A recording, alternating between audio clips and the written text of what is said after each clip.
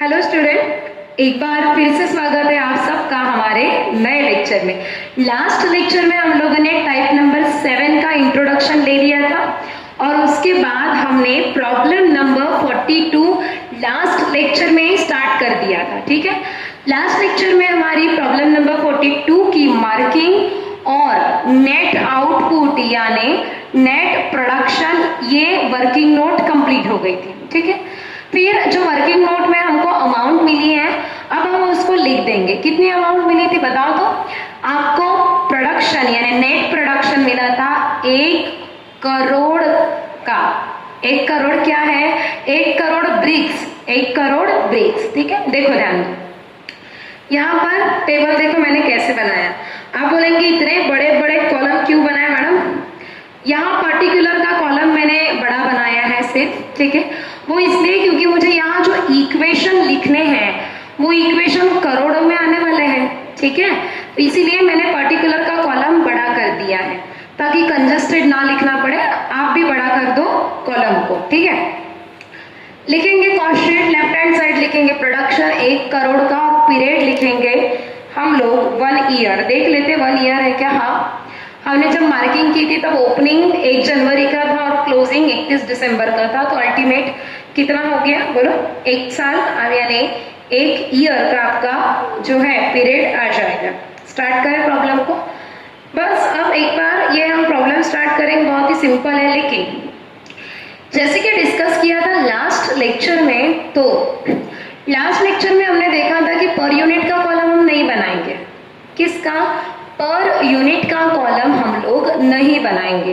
तो बनेगा कितना? पर 1000 ब्रिक्स। देखो देखो मैंने क्या लिखा है, पर 1000 ब्रिक्स, 1000 ईंटों का ये कॉलम है। यानी पहले, अब इसके पहले हमने जो भी प्रॉब्लम देखी वहां पे हम पर यूनिट निकालते थे, यानी एक प्रोडक्ट बनाने के लिए मटेरियल लेबर कितना लगा ये पता करते थे। अभी 1000 ईंटें बनाने के लिए मटेरियल कितना, लेबर कितना, ये हमको फाइंड आउट करना है। ठीक है, चलो स्टार्ट करेंगे। लिखो, पहले लिखेंगे हम मटेरियल। अब बताओ मुझे मटेरियल कंज्यूम लिखना है। चेक करो तो आप लोग प्रॉब्लम में opening stock of raw material है क्या? Opening stock of raw material दिया है क्या? चेक कर लो। बोलो नहीं है। ठीक है, नहीं है तो पहले नंबर 1 लिखो मटेरियल कंज्यूम। डायरेक्ट लिखेंगे मटेरियल क्या है? कोल। कितना है बताओ? कोल आपको दिया है यहाँ पे, कितना है बाबा? 1 सेकेंड। हाँ, कोल है आपका यहाँ 500। कितना है? 500 टन का। तो 500 टन मल्टीप्लाई रुपीस कितना? 150 पर टन। 150 पर टन हो गया। बस करो मल्टीप्लिकेशन दोनों का और बताओ आप लोग कि अमाउंट कितना आता। तो आपका अमाउंट वहां आ रहा है 500 इंटू 150। अगर आप करते हैं तो अमाउंट आएगा 75,000। और डायरेक्ट टोटल कॉलम में मैं लिखती हूँ, फर्स्ट कॉलम में नहीं लिखा मैंने। ठीक है, अब पर 1000 ब्रिक्स हमको निकालना है। क्या निकालना है बोलो? पर 1000 ब्रिक्स निकालना है। कैसे निकालेंगे मैं एक बार यहाँ इक्वेशन में बता देती हूँ, बाकी का इसका आप सीधा निकालते जाओगे, फिर मैं लिखूंगी नहीं। देखो कैसे करेंगे। ये 75,000 जो मटेरियल है ये 1 करोड़ ब्रिक्स के लिए है। तो देखो कैसे लिखेंगे, इक्वेशन लिखेंगे। देखो आप पेंसिल से लिखो, कोई प्रॉब्लम नहीं है। 1 करोड़ ब्रिक्स के लिए मटेरियल लगता है 75,000। तो 1000 ब्रिक्स के लिए कितना? थोड़ा जीरो संभाल के देंगे, अदरवाइज 0 मार्क्स मिलेंगे एग्जाम में। ठीक है, 0 संभाल के दो क्योंकि 1 करोड़ की वैल्यू है। तो देखो 1 करोड़ के लिए मटेरियल लगता है 75,000। तो 1000 ब्रिक्स के लिए कितना? तो मटेरियल है 7.5। हो गया। बस अब मैं इसके आगे और कोई कैलकुलेशन नहीं दिखाऊंगी, आप खुद से करोगे। ठीक है, मैं करके नहीं बताऊंगी। एक मैंने बता दिया, बाकी आप लोग इसके आगे जो भी आइटम रहेंगे उसका आप खुद कैलकुलेशन करेंगे। अब नंबर 2 लिखेंगे वेजेस, प्रोडक्टिव वेजेस बोलेंगे या डायरेक्ट वेजेस, जो भी आपको नाम है, ठीक है, किस नाम से आया है वो प्रोडक्टिव वेजेस के नाम से आया है। सो यहाँ प्रोडक्टिव वेजेस है आपका कितना है बोलो, वो है 1,50,000। कितना है 1,50,000। 1000 ब्रिक्स का निकालना है, कैसे करेंगे बोलो। पहले क्या करते थे, पहले तो बहुत ही सिंपल था, ये अमाउंट लेते थे, इसको डिवाइड करते थे, लेकिन अब नहीं करोगे। अगर आप डिवाइड करते हो उसको तो वो पर यूनिट एक्सपेंडिचर आएगा, हमको पर यूनिट नहीं पर 1000 चाहिए। कैसे करेंगे बताओ ना, यहाँ कैलकुलेशन करो आप लोग या रफ में करो, कोई प्रॉब्लम नहीं। कैसे करेंगे, 1 करोड़ ईटा बनाने के लिए यानी 1 करोड़ ब्रिक्स बनाने के लिए आपको वेजेस लगता है 1,50,000, तो 1000 के लिए कितना, तो 1000 के लिए आएगा यहाँ 15 रुपए, ठीक है, आ गया। उसके बाद लिखो नंबर 3, बहुत ही सिंपल सा प्रॉब्लम है, कोई दम नहीं है प्रॉब्लम में। नंबर 3 है डायरेक्ट एक्सपेंसेस। अब यहाँ पे ना डायरेक्ट एक्सपेंसेस आपको रेडीमेड नहीं दिया है बेटा, उसका आइटम दिया है। क्या दिया बोलो, एक ही आइटम है। जनरली डायरेक्ट एक्सपेंसेस के टोटल आइटम 7 है, पर यहाँ एक ही है, उनमें से दिया है रॉयल्टी। कैसा दिया है रॉयल्टी, देखो बोला है रॉयल्टी ₹1.5 यानी 1.5 रुपया, मतलब 1.5 पर 1000 सेलेबल ब्रिक्स, 1000 का दिया है। कैसे निकालेंगे बताओ, बहुत ही सिंपल है। 1000 ब्रिक्स के लिए रॉयल्टी है, कितना है रॉयल्टी, रुपीस बोलो, ₹1.5। आई रिपीट, 1000 ब्रिक्स के लिए रॉयल्टी है ₹1.5, तो 1 करोड़ ब्रिक्स के लिए रॉयल्टी कितनी, ऐसे लिखो। चलो 1000 ब्रिक्स के लिए रॉयल्टी है ₹1.5, तो 1 करोड़ ब्रिक्स के लिए कितनी, तो वो आपकी रॉयल्टी आ रही है 15,000, और इधर 1000 में आएगा ऑब्वियसली 1.5 जो ऑलरेडी दिया था। हो गया, बस 3 आइटम आ गए, लगा लो टोटल तीनों आइटम की। 3 आइटम की लगाएंगे टोटल, इसको बोलेंगे कैपिटल ए, क्या बोलेंगे बोलो, प्राइम कॉस्ट, प्राइम कॉस्ट बोलेंगे। लगा लेंगे टोटल, आप बोलो 75,000 प्लस 1,50,000 प्लस 15,000 आएगा आपका 2,40,000, और ये आएगा 24, ठीक है। आगे आगे देखो, नेक्स्ट लिखो नंबर 4, क्या है, फैक्ट्री ऑन कॉस्ट।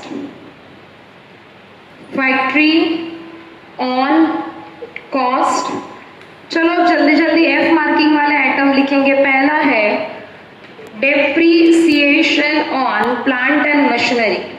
देखो तो प्लांट एंड मशीनरी का कितना अमाउंट है, अमाउंट है 3 लाख, कैपिटल आउटले करके दिया है ना, 3 लाख का 10% लेंगे आप, तो डेप्रीसिएशन आएगा 30,000, पहले कॉलम में लिखेंगे, लिखा। उसके बाद जैसे कि हमने इंपॉर्टेंट पॉइंट जब पढ़े थे तब डिस्कस किया था, removal of overburden, removal of overburden क्या दिया है, देखो तो अमाउंट दिया है या निकालना पड़ेगा, निकालना पड़ेगा। बोला है रिमूवल ऑफ ओवरबर्डन एट ₹1 पर 1000 ब्रिक्स, यानी 1000 ईंटें अगर आप उसमें से रिमूव करते हो तो 1 रुपए का खर्चा आता है।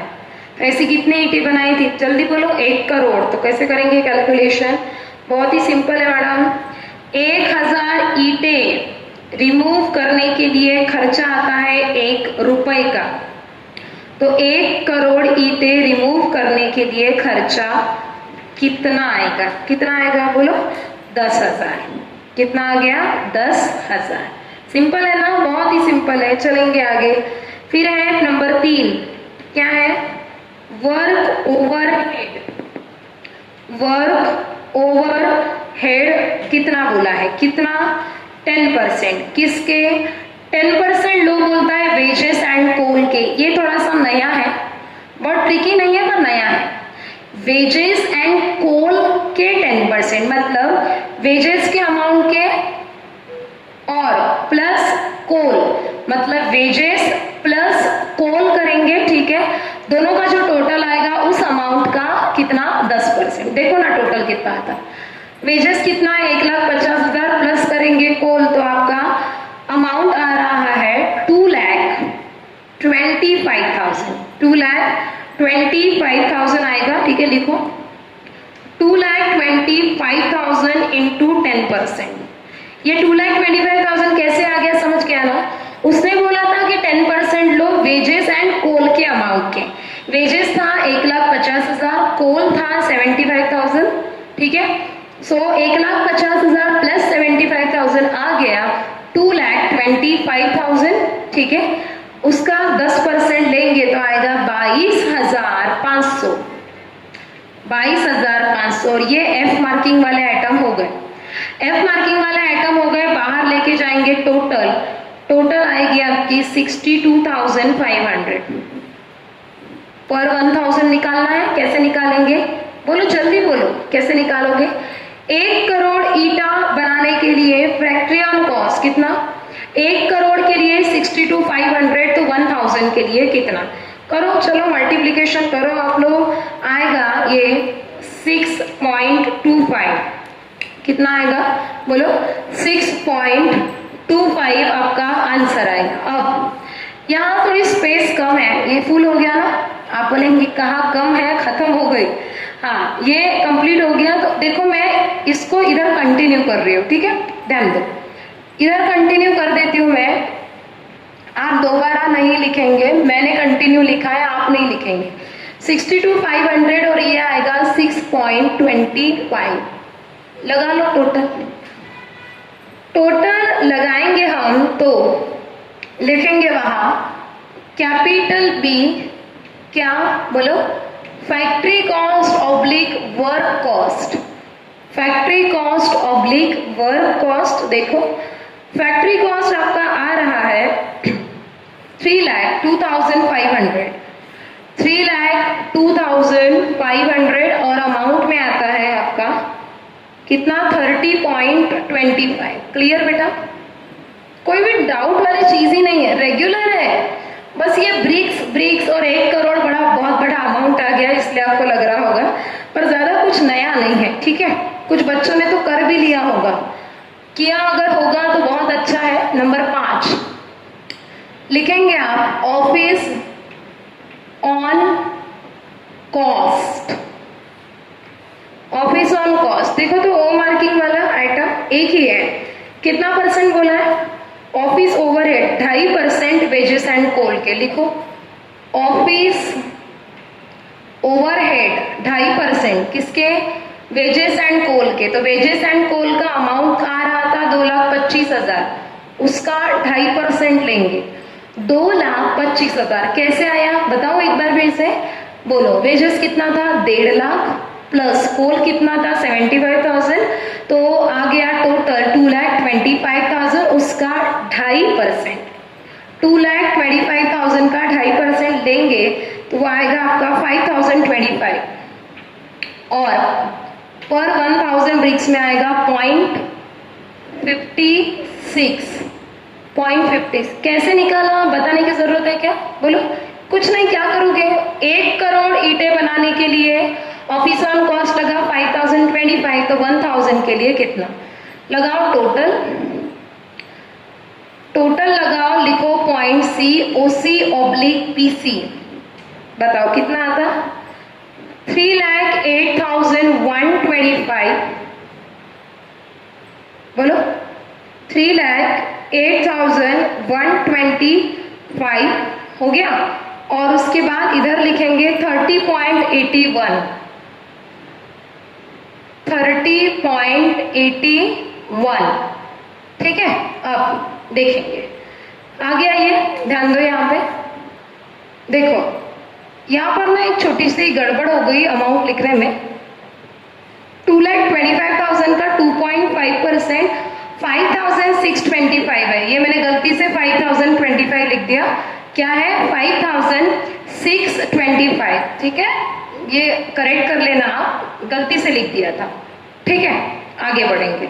अब एक बात मैंने आपको हमेशा बताई है कि अगर opening stock of finish good and closing stock of finish good units में अवेलेबल है तो प्रोडक्शन को ओसीपीसी के बाजू में लाना पड़ता है। देखो है क्या अवेलेबल? हाँ है मैडम, बिल्कुल है। तो चलो फिर प्रोडक्शन को लेके आओ, पकड़ो उसका कान और लेके आओ किसके बाजू में? ओसीपीसी के बाजू में।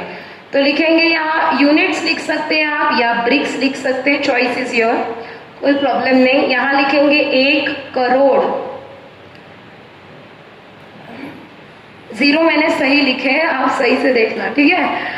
1 करोड़ सही लिखा है, प्लस करते उसमें, प्लस क्या? Point number 6, opening stock of finished goods यानी ब्रिक्स। आपको समझ में आ जाए इसलिए लिख देती। Opening stock of finish good oblique bricks कितने हैं? देखो तो, दिया है कि? हाँ दिया है ना। देखो सेकेंड लास्ट नंबर का point, opening stock of brick 1 जनवरी 2019 20 लाख दिया है। दिया है 20 लाख? हाँ दिया है, ये है 20 लाख। कीमत कितनी दी है? 30 पर ब्रिक्स। कीमत कितनी दी है? 30 रुपए पर ब्रिक्स है या पर 1000 ब्रिक्स है? जल्दी बोलो। पर 1000 ब्रिक्स है मैडम, तो मैं यहाँ लिख सकती हूँ क्या? बोलो तो। नहीं, हम यहाँ नहीं लिख सकते। याद करो, फिनिश गुड का कैलकुलेशन हम वहां नहीं लेते, जैसे पर यूनिट के कॉलम में नहीं लेते ना, वैसे ही पर 1000 के भी इसमें हम नहीं लेंगे। फिर से बोलती हूँ, फिनिश गुड्स का जो कैलकुलेशन है, जैसे हम पर यूनिट के कॉलम में नहीं लेते, वैसे ही पर 1000 ब्रिक्स के कॉलम में भी आप लोग नहीं लेंगे, ठीक है। देखो ध्यान दो इधर, यहाँ पे अभी यहाँ हमको लिखना है 20 लाख, लिख दिया। कैलकुलेशन कैसे करेंगे? उन्होंने बोला है ना पर 1000, यानी 1000 ब्रिक्स की कीमत उन्होंने दी थी हमको 30 रुपए, तो 20 लाख की कितनी निकाल लो, बहुत ही सिंपल है ये तो। अगर नहीं दिया रहता, अगर ये 30 रुपए नहीं दिए रहते, तब हम लोग ओसीपीसी के बेस पर निकालते। फिर से बोलो, अगर ये 30 रुपए 1000 ईंटों की कीमत आपको नहीं दी रहती, ठीक है, तो हम लोग ओसीपीसी के बेस पे निकाल लेते, पर अब दिया है तो उसी के बेस में निकालो। 1000 ब्रिक्स की कीमत 30 रुपए है, तो 20 लाख ब्रिक्स की कीमत आएगी 60,000। फिर से बोलती हूँ, 1000 ब्रिक्स की कीमत, 1000 ईंटों की कीमत 30 रुपए है, तो 20 लाख ईंटों की कीमत कितनी? ठीक है, करो। 1 करोड़ प्लस 20 लाख आएगा 1 करोड़ 20 लाख। फिर 3,08,125 प्लस 60,000 आएगा 3,68,125 और इधर आएगा 30.81, ठीक है, माइनस 7 नंबर का पॉइंट माइनस करेंगे। Closing stock of finish good oblique bricks, closing stock of finish good oblique bricks, ठीक है। देखो कितनी है क्लोजिंग स्टॉक ऑफ ब्रिक्स, दिया है आपको 40 लाख। कितना दिया है? 40 लाख दिया है, लिख लो 40 लाख। 40 लाख ईंटें है बेटा, कीमत क्या दी है देखो ना, 40 लाख एट ₹31,000 ब्रिक्स। आप बोलेंगे जल्दी जल्दी 1000 ब्रिक्स के कॉलम में लिखेंगे, तो हम बोलेंगे जल्दी जल्दी का काम शैतान का होता है और गलत हो जाता है, क्योंकि जैसे पर यूनिट के कॉलम में फिनिश गुड का कैलकुलेशन नहीं लेते, वैसे ही पर 1000 ब्रिक्स के कॉलम में फिनिश गुड का कैलकुलेशन नहीं लेंगे। देखो क्या करोगे, अब क्या करेंगे, लिखेंगे यहाँ 1000 ब्रिक्स की कीमत 30 रुपए है, 1000 ब्रिक्स की कीमत 30 रुपए है, तो 40 लाख ब्रिक्स की कीमत कितनी? 40 लाख ये कीमत है या ईंटें है? जल्दी बोलो, 40 लाख ये कीमत है बोलो या ईंटें है? बोलो जल्दी, ईंटें है, वो कीमत नहीं है। नंबर ऑफ ब्रिक्स कितनी है? 40 लाख। ठीक है, देखो क्या किया, 1000 ब्रिक्स की कीमत 30 रुपए, तो 40 लाख ब्रिक्स की कीमत कितनी? अगर ये 30 रुपए जो आपको प्रॉब्लम में दिया है ना, ये दिया नहीं रहता तो हम ओसीपीसी के बेस पे निकाल लेते, जैसे कि हमने प्रीवियस टाइप में पढ़ा है। प्रीवियस हमने जो भी जितने भी टाइप पढ़े उसमें पढ़ा था ना, उस प्रकार करते। कब? अगर ये 30 रुपए दिए नहीं रहते, अभी दिया है तो उसका यूज करेंगे। तो कितना आ रहा है बताओ तो, करो calculation. 40 lakh into 30 upon 1000, 40 lakh into 30 upon 1000, तो अमाउंट आपका आ रहा है 1,20,000। 1,20,000 आ गया। माइनस करने के बाद जो आएगा ना, उसको बोलेंगे हम पॉइंट डी, COGS, और इसी को मैं टोटल कॉस्ट बोल दूंगी। क्या बोलूंगी? Total cost. क्यों भाई? वो इसीलिए क्योंकि सेलिंग डिस्ट्रीब्यूशन का आइटम हमारे प्रॉब्लम में नहीं है। किसका? सेलिंग डिस्ट्रीब्यूशन का नहीं है, इसलिए मैं इसी को बोल देती हूँ टोटल कॉस्ट। कंफ्यूज होंगे क्या आप ब्रिलियंट बच्चे हैं ना, कंफ्यूज होने की जरूरत नहीं। क्यों मैंने कॉस्ट ऑफ गुड्स सोल्ड को टोटल कॉस्ट बोला? बोलो। क्योंकि सेलिंग एंड डिस्ट्रीब्यूशन के जो आइटम्स रहते हैं, एस मार्किंग वाले आइटम, कौन सा? एस मार्किंग वाले आइटम इस प्रॉब्लम में नहीं है। तो बस हो गया प्रॉब्लम हमारा कंप्लीट। यहाँ कितना आ रहा है? 1,20,00,000 में से 40 लाख माइनस करेंगे तो ब्रिक्स यहाँ आए 80 लाख। बंद कर दो इसको, कर दिया बंद। इधर अमाउंट आएगा आपका कितना आता है देखो, 2 लाख। कितना आ रहा है? 2,48,125, 2,48,125 आ गया। और इधर आएगा 30.81, 30.81। ठीक है, फिर अब बताओ, कॉस्ट ऑफ गुड्स सोल्ड के सामने ये जो आपको ब्रिक्स मिले कितने? 80 लाख। ये क्या है? सोल्ड यूनिट्स है। बनाए कितने ईंटे? 1 करोड़ ईंटे का प्रोडक्शन किया। आप बोलेंगे 1 करोड़ नहीं था? हाँ, नेट प्रोडक्शन 1 करोड़ का ही था, उसमें से वेस्टेज जो चला गया उसके बारे में अब बात करके कोई फायदा नहीं। नेट प्रोडक्शन था 1 करोड़ ब्रिक्स का, और उसमें से आपने बेचा 80 लाख ब्रिक्स को, 80 लाख ईंटें आपने बेच दी। ठीक है, बढ़ेंगे आगे। अब देखो तो आपको प्रॉफिट का परसेंटेज दिया है क्या? नहीं, प्रॉफिट का परसेंटेज नहीं दिया है, निकालना पड़ेगा। अब लॉस भी आ सकता है, इसलिए मैं यहाँ कुछ नहीं लिख रही हूँ, यहाँ कुछ नहीं लिख रही हूँ, मैं एक लाइन जगह छोड़ दूंगी। इधर लिखेंगे सेल्स ऑब्लिक सेलिंग प्राइस, क्योंकि पर 1000 ब्रिक्स का कॉलम हमने बनाया है। पर यूनिट का कॉलम बनाएंगे तब भी हम सेलिंग प्राइस लिखते हैं, पर 1000 ब्रिक्स का कॉलम बनाया तो भी सेलिंग प्राइस आपको लिखनी है।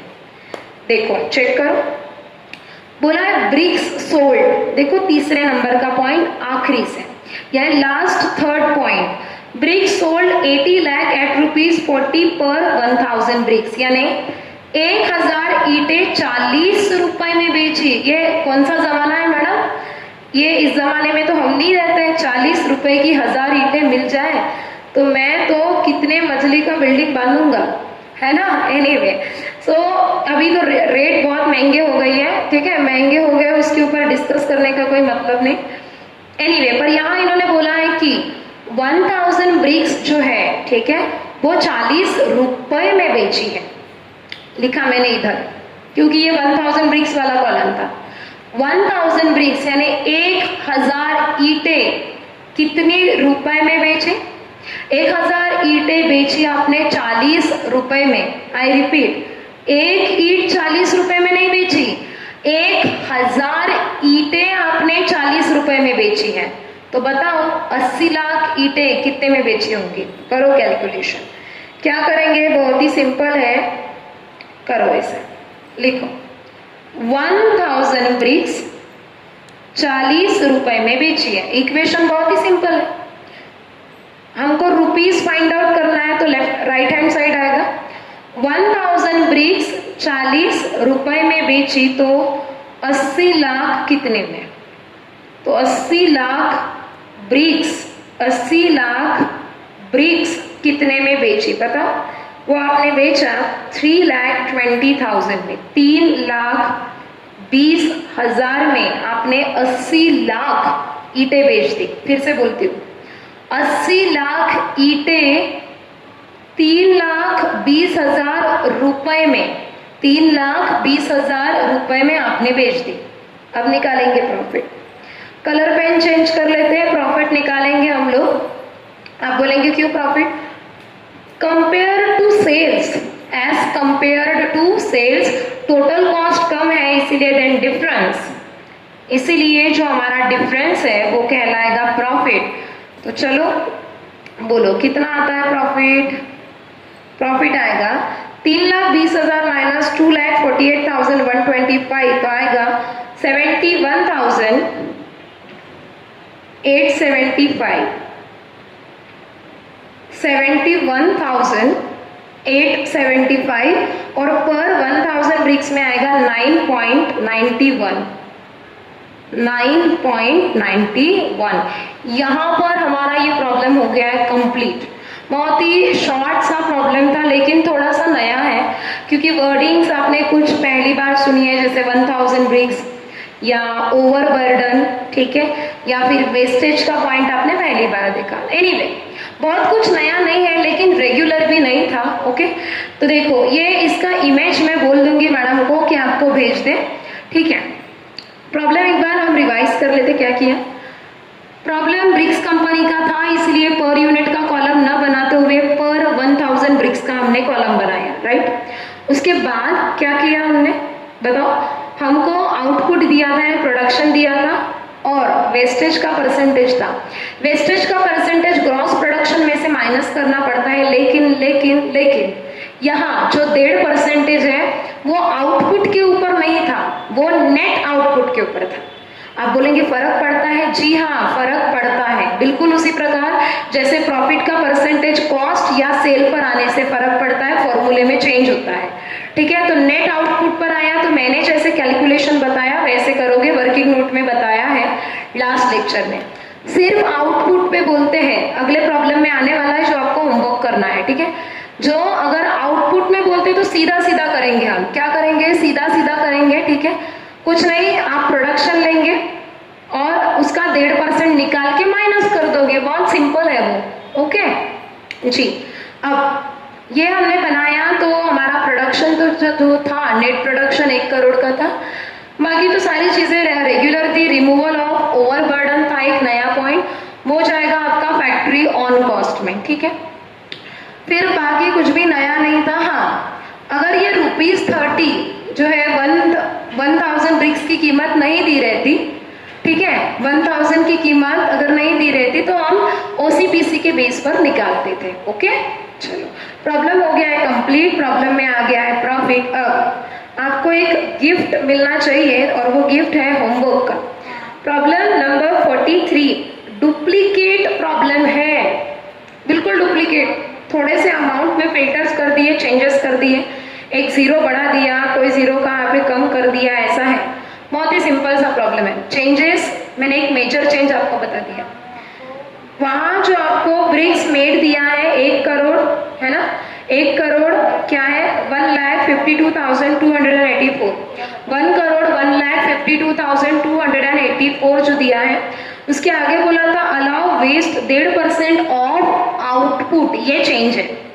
मैंने जो प्रॉब्लम पढ़ाया वो नेट आउटपुट का परसेंटेज निकालना था, अभी जो है वो आउटपुट का निकालना है, बस इतना सा चेंज है। बाकी प्रॉब्लम रेगुलर कर लेंगे ना आप, बोलो हाँ करोगे आप, ठीक है। तो चलो, आप बोलेंगे मैडम वेजेस में ये कई प्रकार दिए तो उसकी चिंता करने की जरूरत नहीं है।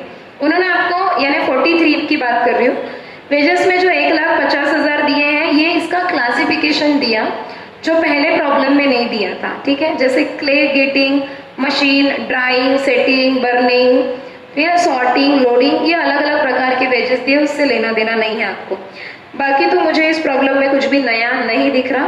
पूरा प्रॉब्लम आपको होमवर्क करना है, पूरा प्रॉब्लम क्या करना है, बोलो होमवर्क करना है। तो चलो करो इतना, बाकी हम देखेंगे हमारे नेक्स्ट लेक्चर में देखेंगे कि कौन सा प्रॉब्लम आपको पढ़ाना है और कौन सा आपको होमवर्क देना है। ठीक है, कर लो इतना प्रॉब्लम, बाकी मिलेंगे हम हमारे नेक्स्ट लेक्चर में। तब तक के लिए थैंक यू वेरी मच।